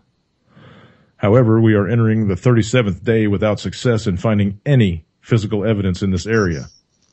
Hence, it is high time that the government should start thinking out of the box by exploring and re-examining all leads, new and old. Based on this spirit, we respectfully request your kind consideration to re-engage the Russian and Afghanistan governments in order to examine and verify the claim. Afghanistan. We are confident that the Malaysian government will find this path is worth exploring, considering the lives of 239 people and crew on board MH370, said the next of kin in the letter that was published on Facebook. The MAS flight bound for Beijing from Kuala Lumpur International Airport has gone missing from radar on March 8th. It is now May 7th. Tomorrow will be 2 months that this plane has been missing. That is ridiculous. This is 2014. Jumbo jets do not go missing. Where is the outrage to the 5 governments on the planet that have radar? That know where that effing plane is. They know where that plane is. I don't give a damn what anyone says. They know where that plane is. It's a global cover-up. And the United States says we can't release our footage because of national security reasons. That's bullshit. Crap. 239 people. Now, what if that plane would have been loaded with congressmen? If they weren't involved, they might release the stuff. That's all I mean, come on. That's exactly right. That's exactly right. If they weren't involved, they would release the information. Yeah, what do you think, Steve? I think I agree with y'all. I think it's a cover-up. Somebody knows where that thing's at. You don't have a zillion satellites watching everything everybody on this planet is doing, and you can't find a giant-ass plane. Bullshit. It's somewhere for some reason. I don't know why, but it's somewhere. Well, speculate for me for a minute. No, it's not. Speculate for me for a minute, though. Why do you think that this plane went missing in the first place? Just throw anything out there that you want to throw out there. I think there's either somebody or something on it that they want. Nah. Possibly. It was somebody. Possibly. Lance thinks it was somebody. Mm-hmm. It's somebody or something. I don't know what, but something on there we weren't bad enough to keep everybody else from knowing that we know where it's at. Yep. And if you think we're not going to see a $200 million aircraft again, you're wrong. We'll see that plane again somewhere. Exactly. I full on think that it's going to wind up flying into a building in Iran. I don't. If they took it for the people, for the cargo on it, it's been disintegrated by the same beam that did the Twin Towers, whatever they call that. Directed energy weapon. Lance, did they cut you off again? They did. Yeah, but I don't hear him. I'll be damned. Yep, he's reconnecting now. What? I wonder what's going on. I wonder, are you losing your power over there, Bo? What's up? No, I don't know what it is. Is it weird. Skype just dumping you? Mm-hmm. No shit. You must be pissing somebody off. Probably. I have to look out the window to see if there's a van down the street. So, that's what I've got on the MH370. I full on believe that this plane, that's where I think it is. I thought it was in Diego Garcia. I'm not so sure anymore. Nah, me either. I don't know why that blurb would come out of Russia unless they really had something on it, because they wouldn't drop that kind of information unless they could back it up with some radar tracking information, right? You got to be leery of any information that comes out on it now, because you have to be. Well, no, but that was a few weeks ago. You heard me say that on the show a few weeks ago. Yeah, but if there's any information coming out on it now, there's an ulterior motive to any propaganda information that's coming out on anything. Mm-hmm. Because how is anybody going to dig up something that doesn't, it's not there. It just, it's in a place where nobody can talk about it. True. So how is information going to get out? I'll just say, everybody's saying that, well, not everybody. Coda says that Judy Woods is cuckoo. Coda, you want to call in and elaborate on that, man? 718-717-8296, or I think Judy Woods. Judy Woods is the one that came out with the whole directed energy weapon theory. Oh. And I got to tell you, when you sit and listen, because I listened to her on a couple of different episodes on YouTube, a couple of different videos that I watched on YouTube, several hours of her going through her theorem, it's very, very plausible. Especially when you know that they've got an enormous amount of satellites spinning around above our heads. It's almost laughable. It's like a cloud, for Christ's sake. It's like a new Oort cloud of satellites that are ringing this planet. And I don't know if you've ever heard, Coda, of the rods from God satellite. Mm-hmm. I'm pretty sure that is an actual operational weapon. I've seen some videotape online that would just about be impossible to disprove of one of those hitting the ground. Now, if you don't know what rods from God are, you can type that into your Google search engine or whatever engine you'd like to use, and I'm pretty sure you'll find some stuff on it. It's a satellite full of titanium rods that are about the size of a telephone pole. And it's called a kinetic energy weapon. All it does is push them off the satellite with a little spring-loaded plunger, and gravity takes over from there. And by the time they hit the ground, they're zooming. So, okay. Anyway. Yeah, and to clarify, I wasn't endorsing her theory on 9/11. I mean, it's just that kind of technology, something that obliterated that plane. It was used on that plane, and that's why I don't think we'll ever see it again, because it's disappeared. The plane itself has disappeared. If whatever they wanted was on the plane, why keep the plane around and risk getting found out? Right. Okay, Coda, I agree with you, buddy. There was thermite found in the building. Yeah, they did use thermite. There, you can see that in some of the pictures that they released on national media. Yes. You can see the beams are cut at angles. Yeah, yep, they're sheared off. And that's shape charges and thermite. Yeah. And you can see thermite pouring out of the side of the building before they started collapsing. So yeah, I agree with you with that too. I fully believe that there was a culmination of things that happened to that building to bring it to the ground in the manner that it came down. If you watch when it's falling, Coda, you will see the concrete disappear. It doesn't hit the ground as a chunk. It hits the ground as dust. It is obliterated on the way to the ground. And that is full on evidence of directed energy. Now, you can call me a crazy guy, and yeah, I wear my tinfoil hat pretty tight sometimes, but I keep an open mind because I know that they have technology out there that is so far beyond my comprehension right now. It just is. You know it is. It's out there.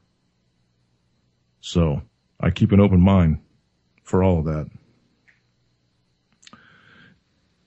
A rabbit hole. We haven't talked about 9/11 in a long time, and people should remain aware. You know, I think everybody on this engineers for 9/11 truth. That's how I kind of gauge who I'm dealing with. You know, what do you think about 9/11? If they say, "Oh, it was Bin Laden," it was a plane, dude. I don't even try breaking that because you've got to accept 9/11 before you're going to accept the rest of the truth. That's the truth. Yeah. Yeah, you've got to. You just got to be able to accept the evidence that's there for it. It's right before your very eyes. And a lot of us, like I did, I watched it happen on live television. So did I. And I raised that flag. Exactly. Yep. The minute I saw that second plane hit the second tower and John Scott jumped up on Fox and said, "It's got to be Bin Laden," I was like, where the hell did you get that name from? Yep. You just pulled that out of your butt, dude. And I was like, okay, this is all staged. Flag. Yeah, this is all staged. Yep. They have a reason to wage all this war. And the look on Bush's face when his little crony walked into that classroom and whispered in his ear twice what happened. They played the little videotape of him sitting there reading the book and blah, blah, blah, blah, blah. The look on his face when he bit his lip, I was like, he knew. He knew. Yep. Body language, man. Just read people. Learn how to read people. Holy shnikes. I heard a good one today. Next time somebody calls me a conspiracy theorist, I'm going to say, so it's really not fair of you to call me a conspiracy theorist because I'm more aware of what's going on in our country than you are. Exactly. I mean, just because I know more about our history. Every day. Yep. Oh, I do too. And now I got a better comeback. Because when they say now, "Oh, you're a conspiracy theorist," I say, "Oh, you're not a truth denier, are you?" That's just my comeback now. Mm. And I just tell them I feel sorry for them and go on about my way. Then they look at me with this awestruck look like, That's what I'm like, not even going to waste my time on you. Yeah, that's what Lee Camp said. Lee Camp said, just reach out and give him a hug and smile and pat him on the back. And thanks, man. You're one more I don't have to worry about. Go back to sleep. Exactly. Yeah. Exactly. Because around here, people are way asleep. But anyway. Yeah. You can't even talk about that around here. You wind up in jail. Yeah. But yeah. Nonetheless. Okay. We got about 25 minutes left in the show. And I was going to say, I'm going to roll off here. I got to get up at 3 o'clock in the morning, go to work, but it's been fun. Hey, I appreciate you calling in, Steve. Thanks very much, man. Yeah, absolutely. We love listeners like you. Another time. Yes, sir. Have a good evening and a Have good day night, of work Dad. tomorrow, man. Yeah, thank you. Bye-bye. Bye. Okay. So I want to spend this last little bit talking about earth changes. We kind of hit on it a little bit ago with the earthquakes and stuff like that, but there are some major things going on in the United States of America that aren't getting very much airplay unless you're on social media. And I'm talking about, well, we saw all the videotape of the cars sliding off out in Maryland with the whole landslide thing going on. And that just kind of piqued my curiosity because I remember them talking about Jackson Hole. I talked about Jackson Hole a couple of weeks ago, maybe a week ago. And that whole butte that's sliding down the hill and pushing buildings off their foundations and breaking water lines and disrupting that one phone in Baltimore last weekend was I'm just shocking. getting ready to talk about that. Oh, you were talking about the film with all the cars sliding off? Yeah. That was good. And we do have another caller added to the show also. 732, you're live on the radio. Hey, Jimmy, it's Chuck, actually. Hey, what's going on? Oh, not a lot. I heard you talking about 9/11, though, and I had to pipe in, last couple of minutes on my disposable phone. But anyway. Did you check your email? No, I didn't. Check your email. But, all right, I sure will. But, I interviewed, Richard Gage on, I think it was the second show or third show I did on UCY talking about, the demolition and all that. Mm-hmm. And, I think that there was definitely more than one thing at play there, but the Judy Wood deal, you gotta step back from that a little bit, because the reality of those directed energy weapons is there. And that stuff is being used, but I don't believe it was used there. No. In New York anyway. Now, I still cannot explain, no matter how many people I've talked to and whatever else I've tried to examine, the whole Pentagon thing. The only thing I can tell you is that it was not struck by a large airliner. Oh, no, that was a Tomahawk missile. Well, it seems like, because that's the kind of characteristics you have. I mean, if you look at the point there's all kinds of videotape of Tomahawks that are painted to look like United Airlines, Pan Am, all kinds of different airplanes. They got the tails painted with the Pan Am logo and the United Airlines logo and American Airlines logo. They had those Tomahawks all because they were using them in Iraq. Well, I'll tell you what was immensely disturbing, and I still can't get an explanation from anybody about this. I mean, I was only across the water from where those two buildings went down, and you would not believe. Did you see? I saw the dust, basically. I saw the clouds. Okay, and I couldn't get into the city. I was trying to get into there to help out to dig people out, to be honest with you. But they had locked off all the tunnels. They wouldn't let us from Jersey into there anymore. That was probably surreal. Okay, because I watched it when I was watching it on TV. I was like, "Wow, that." Okay. Well, I think I told you personally, it frightened the hell out of me because I was near a bunch of military bases that immediately went on alert, and the guys that were usually lazy around the gates, all of a sudden had their M16s out, and there was stuff rolling down the street that we never saw before, armored personnel stuff coming out, and it was like watching the localized military bases getting alerted because they had no idea. They were scrambling around, But watching those clouds was the most bizarre thing you could ever imagine. I mean, you could see it for miles. That stuff flying like. It's almost unfathomable that was cement. I mean, that's the type of. How do you make concrete disintegrate before it hits the ground? How do you make it into micro-sized particles that they were catching in air filters for weeks and weeks after the buildings fell? Other than an immense amount of energy.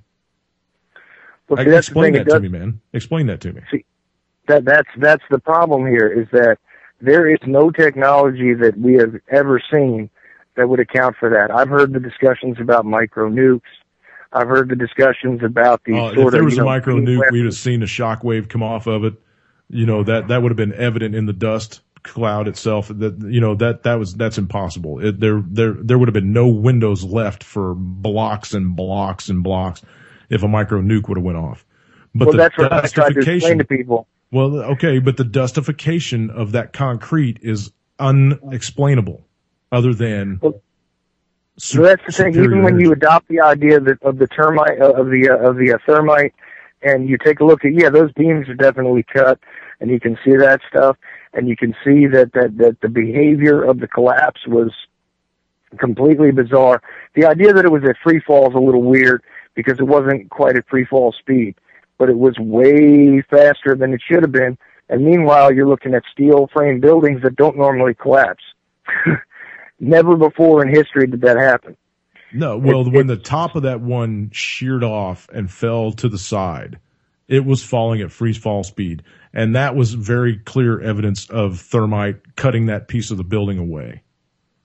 Okay. Well, right, and then even stranger than that is the rest of the mass, where it's supposed to be going through the area of greatest resistance, just simply collapses and basically sucks the tipping part of the building back down into the mass. Exactly. Which is completely, I mean, if you try and recreate that.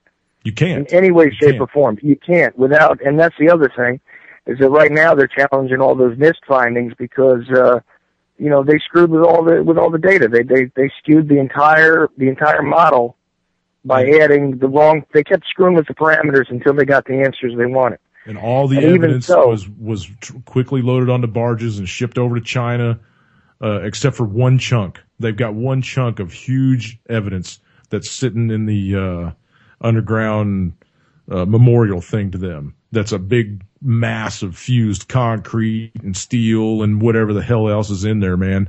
And that is clear evidence of thermite. It's clear evidence of the temperatures that's required, for thermite. Well, the resulting spheres that they found microscopically, these resulting chips that they found, just have no real other explanation besides that. Right. It's so bizarre because, people say, well, how did they get these charges in there? You don't really need to do that as long as you have one ignition point and you use it in paint. I mean, they can use this stuff in paint. They can use it in, you don't even know how many other chemicals are possible, Yeah, they retrofitted that building out over the years. I mean, I'm guaranteeing you this whole deal was planned out for a decade or more. I'm guaranteeing that. It had to be, and I'll tell you, I knew somebody that was an electrician on there. Retrofitting the building, saying, "Oh, we're putting in a new phone system, so you guys can't be on this floor today." Yeah, well, they kept doing that over the years, exactly, and I don't know why, because it's just kind of common fact for people that were involved in doing all that work. I mean, there was lots of guys doing legit work there, but they could attest to the fact that there was constantly closures, alterations, putting in new stuff. Same thing in Oklahoma City. Exact same shit in Oklahoma City. Yep, the Murrah building. And that is one of those things that I'm trying to get somebody to come on with me about, because that is one of those things that has been ignored way too much. Oh man, get the guy that wrote A Noble Lie. Get him to come on. That would be you would be such a good interview with him. Oh my God, that guy is fantastic. Well, I was trying to talk to, believe me, I have made inquiries for those two guys, and it's so hard though, because outside of that one state trooper was killed. Yeah. You know who I'm talking about, right? Yep. The black kid. Yeah, exactly. Well, I don't, doesn't even matter to me, but yeah, that means you saw that recent photo too. But I mean, I don't care who he was. I'm just saying that everybody knows that by who, I can't remember his name right off the top of my head, and I should be able to tell you, but that's who it was. The one they found tied up in the field, said he killed himself. Yeah, with all those defensive, he kills himself, but gives himself defensive wounds. That's real. Yeah. Right. But anybody who has tried to step up about this has pretty much been, handled harshly. So, yeah, I don't know. I'm willing to take, man. They're used to taking. They have. Have you emailed them and they not heard back, or what? Yeah, basically. Shit. Chime in, Lance. I hear you breathing over there, man. I know you want to say something. No. You got me the 9/11 one. The what was it? The latest one to come out, the Matrix Neo on his driver's license. It expired on 9/11. On September 11, 2001. On September 11, 2001. Yep. That's when Neo's license expired. Yep. Well, that makes perfect sense. Yeah, that's just that's their way of thumbing their nose. They have to. If they don't throw it out in our face and they're not allowed to do it. And tell us what they're doing, they're not allowed to do it. Yep. It can be as covert as they can possibly get it, though. Mm-hmm. Yep, but that's as long as it's been out there and it can be found in one way or another. Yep. Yep. People say, "Oh, that was so long ago." Now,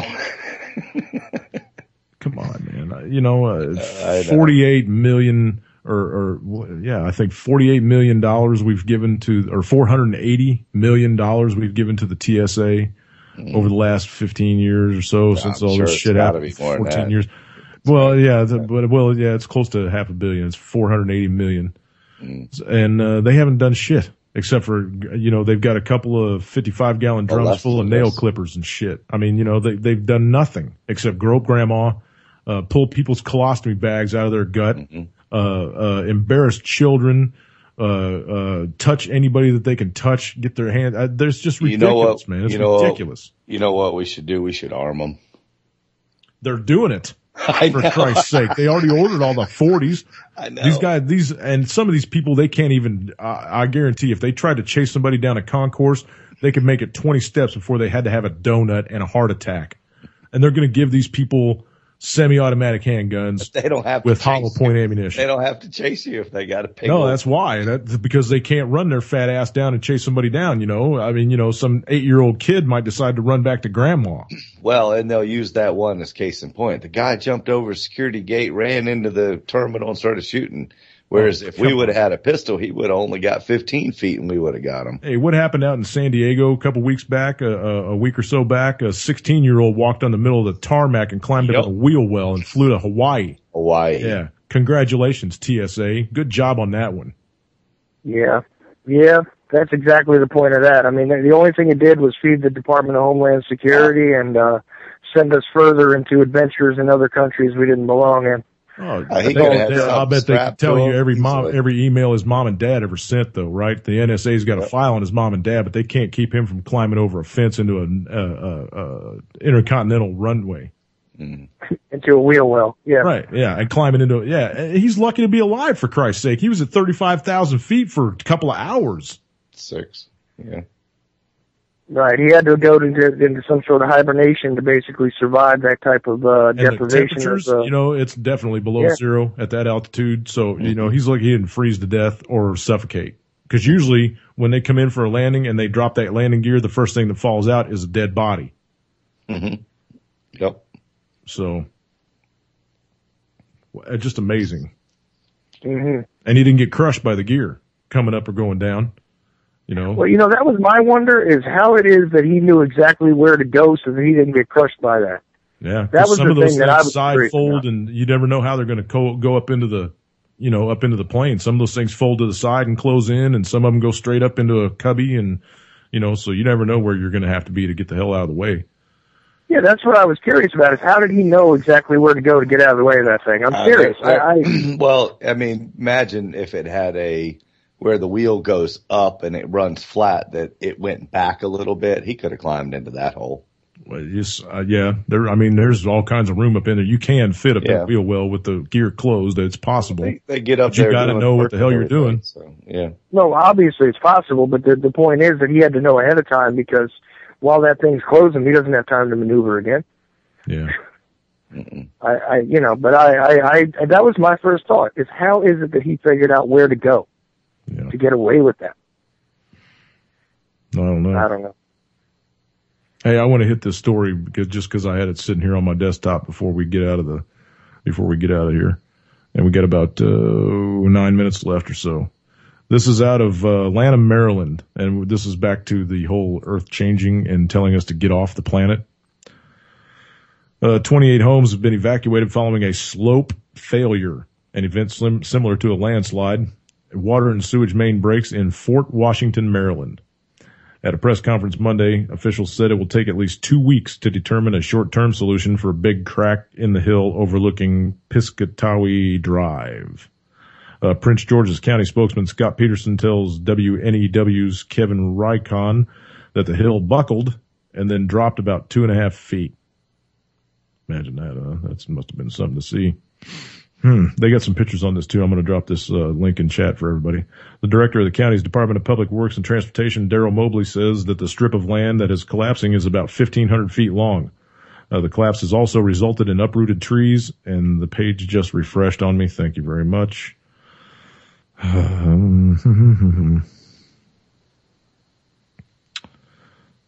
Got to get new ads in there. Yeah, no shit. Let's see. It's about 1,500 feet long. The collapse also resulted in uprooted trees that have taken out power lines. One of them is about 65 feet long and fell across the road, it shows. 6 of the houses that have been evacuated have been deemed unsafe due to the crack and the hill, 5 above the crack and 1 below. 22 others have no water or sewer services, so they are uninhabitable. The American Red Cross is helping residents of Piscataway Drive find temporary housing. Way to go, Red Cross. Thanks for spending my money. Meanwhile, geologists were on the scene Tuesday examining the land and trying to come up with a solution. But officials still haven't been able to determine the timeline for when the 40 to 50 displaced residents can return to their homes. Residents presented their concerns at a question and answer session Tuesday night. Homeowners worried ranges from rodents entering the homes to basements flooding if there's no electricity to run sump pumps. Some are also concerned about long-term issues like what they will do if the area is deemed permanently unsafe. Which is, kind of, I mean, you live there, right? This was kind of your area when you were living in the Northeast, Chuck. I mean, I know you're a little farther away from there. I think he dropped his. Oh, did he? His phone dropped. Yeah, he just Skyped me. His phone dropped. Oh shit! He ran out of there. Tell him to go check his email. Anyway, and then I just hit the wrong button. That was my fault there. Oh, that's okay. This is what I'm talking about. This whole geological changing stuff. I mean, they just issued a warning. We heard that on the Hyper Report for Oklahoma to have a 5.0 in the next couple of weeks. They're predicting that the state is going to have a 5.0 earthquake in the next couple of weeks. That's going to be pretty heavy duty for it to hit the edge of the Craton plate where they think that it's going to hit, because when it hits that igneous rock, it's going to shake for a long time. And a 5.0 is a pretty stout quake for the center of the United States. I felt the one in Richmond last year. I was sitting at my desk on the phone with somebody. I felt it 2 years ago. 3 years ago, maybe now. Yeah. Dan's saying that Maryland is sand. So, yeah, these hills are going to slide. The Butte out in Montana, or the Butte out in Jackson Hole, Wyoming, those things slide all the time. Well, not all the time, but over the decades and stuff, that's the way the earth moves, right? That's a separation spot. That's the continental divide. Goes right through there. So that earth is constantly moving, over geologic time. It's hard for us to see it, but it happens, right? And that's exactly what that's going to be, is a slow progression of that dirt to the bottom of the hill. So basically, you guys just need to get the hell out of the way. Sorry about your luck. You're going to have to rebuild somewhere else.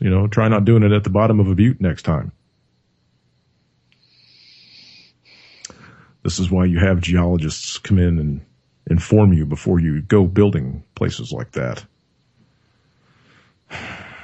At least if they do their jobs correctly, I reckon, right? But this is going to happen. This is happening all over the place. Pennsylvania is getting sucked into the earth by sinkholes. So's Florida. Well, it's happening all over the planet. The earth is changing right before our very eyes, and people aren't paying attention to it. They're always making excuses. All the starfish is dying in the Pacific Ocean. They're trying to say it's some kind of, melting, not dying, seals, melting. Yeah, seals washing up with burn marks and stuff, and missing fins, and a two-headed whale they caught the other day that was just dead floating around. A two-headed baby whale. That kind of mutation never happens in whales. They've never seen that before. But no, it's got nothing to do with Fukushima. Don't even look at that. We've got to find something else to blame it on, so that nobody can know the truth, right? Come on, please. There's obviously a serious clampdown on information coming out of there too. Oh, absolutely. The 6.0 earthquake, 6.2 or something, right off the coast of Fukushima, dangerously close to the plant the other day, and all you saw was a little blurb out, come out on USGS. 6.0. Nothing came off that island about it. It might fall stuff back into place there. Yeah. They're thinking about just setting off a bomb underneath the place and blowing it all off into the ocean now, so they don't have to deal with it anymore. Well, they have to. The Olympics are coming up, so. Oh, that's right. They got to get cleaned up by 2020. Yeah. Mm-hmm. That's it's ridiculous, man. This whole planet's just ridiculous now. The things that are happening, the things that are being covered up, the things that are being lied about. Every time you see government come on TV, anywhere, I don't care where you're at. You know, I'm even throwing Putin in the mix now. It's all play. It's all. Well, with the planet moving apart, and you can correct me if I'm wrong, but I know I've read this, and this may be theory. It may not even be a real one, but I know I remember reading this. Pangea, is that what it was called? Yeah. Okay, when all the continents were together, right. Back then, from as I understand it, the Earth was actually smaller too. And that the reason that the continents are as far apart as they are when they were all one is because the Earth has expanded too. That's how the continents moved to where they are now, is that it expanded outwards because it was like blowing up like a balloon. Centrifugal force. Which is what's causing, all this tectonic activity right now. We're in another expansion. But it is a small, minute, movement that it does. And to get to where the continents are, it took billions or whatever it was years. Mm-hmm. But that's always the theory that I've, believed in, is that the Earth it is like a balloon where it's expanded, and that's why the continents used to all be one and they broke it. They just didn't float across the ocean. No, something made them go across the ocean. Tectonic movement. It's the movement of the plates. It's the right ebb and flow. Like there's a central Pacific rise, and that's where all the land comes from, and it tucks back under the North American plate right there at the edge of California. So it would make sense that if, it does expand like a balloon, and that's how stuff got spread out over the continent, that it's still moving. Absolutely. And whatever caused it to do that is probably tectonic, volcanoes. And there's much less solar pressure on this country, or on this planet right now too, because our magnetosphere is the thinnest it's been in a long, long time, and the sun's just not pushing off the energy that it used to. There was something about a hole in it or something. Something. All right, man, we're down to the last 60 seconds. Spit it out. No, I don't have anything. Just live, laugh, love. Hump days here. Yeah. Weekend's coming up. Halfway do through. Some barbecuing. Yeah, do some barbecuing. Gonna get some rough weather through here tomorrow, so I'm ready for that. Get ready for it in a couple days, man. Yep. Live, laugh, and love. Just what Lance said. Peace, love. Grow some vegetables. Give them to your neighbor. Tell them that you care, even if you don't. It makes the day go by a lot quicker. Smile more. But yeah, I get told that a lot. I need to smile more. I'm going to start smiling more. Smile before you answer the phone. There you go. And you'll be amazed at how the conversation goes. There you go. Good advice, Lance. Thank you very much, brother. Yep. Take care, man. I'll talk to you tomorrow. We'll see you guys on Friday, everybody. Anti-Media Radio's next. Stay tuned for Nick. I'm going to go switch the phones. Peace, everybody.